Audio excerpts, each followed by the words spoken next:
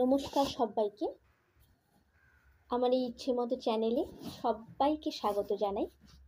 আজকে গোপাল ভাঁড়ের গল্প কাশীর বদলে কাশীতে মৃত্যু। গোপাল ছিল রাজা কৃষ্ণচন্দ্রর রাজসভার ভাঁড়। তবে সে যে কেবল ভাঁড়ামিতে দক্ষ ছিল তা নয়, জ্যোতিষ বিচারেও তার একটু আধটু নাম ডাক ছিল।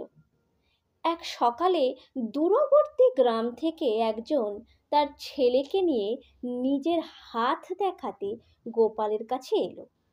গোপাল গম্ভীর মুখে দীর্ঘ সময় ধরে আঁকিঝুঁকি করে কী সব হিসাবপত্র করল।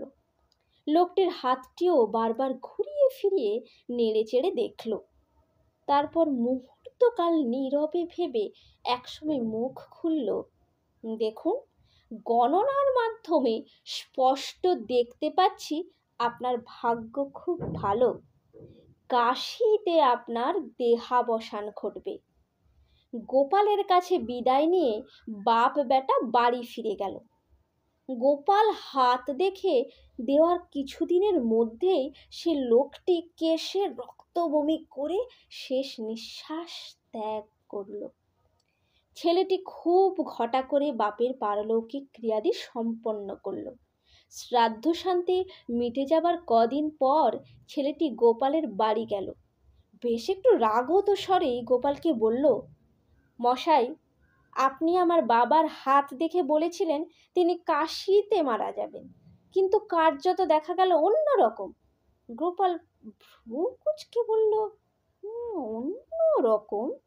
তার মানে কি ব্যাপার বলো তো হে?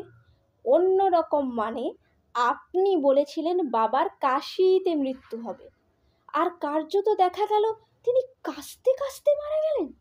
ব্যাপারটা কিরকম হলো না? কই, আমার গণনা তো একদম নির্ভুল প্রমাণিত হয়েছে।